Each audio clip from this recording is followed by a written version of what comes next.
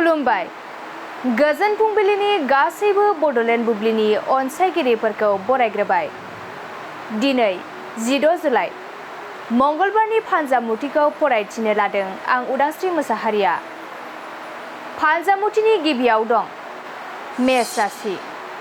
बयजोंबो मान होजागोन, समाजनि मोजां हाबा मावनो हागोन, मोजां सान। वृष राशि। गुबुना नोंथांखौ थांखिसिम सौहैनायाव थुलुंगा होगोन, गोसोआ गोजोननाय मोनगोन। मिथुन राशि।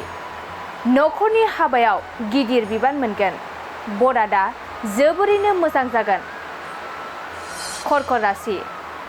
माबा मोनसे गोरोन्थि हाबा मावफ्लांगोन, साजा मोननो गोसोआव गिखांनाय फैगोन। सिंह राशि। नोंथांनि थांखि जाफुंसारनायाव बिनानावनि सुखु फैगोन, अनलायनानै थानो हागोन। कन्या राशि।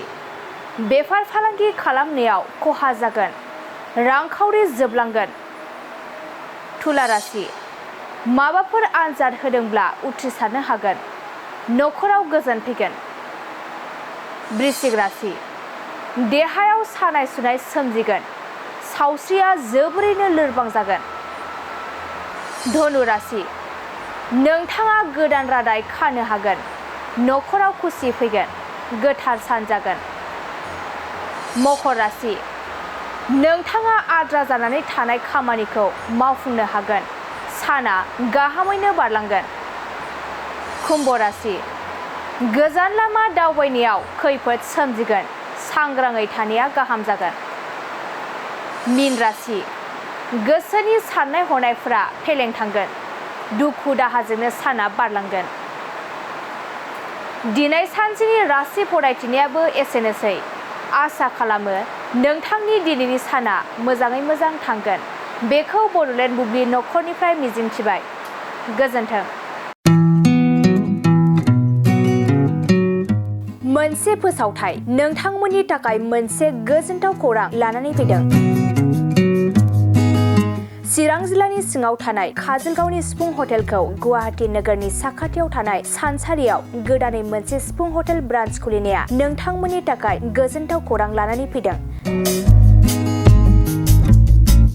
नोंथाङाबो जुदि गुवाहाटीयाव थायोब्ला एबा गुवाहाटी नोगोराव दावबायहैनाय समाव बर'नि दोरोङारि ओंख्रिखौ जानो लुबैयोब्ला गुवाहाटी नोगोरनि साखाथियाव थानाय सानसारियाव गोदानै बेखेवनाय सिफुं हटेलाव थांनानै जाहैनो हागोन।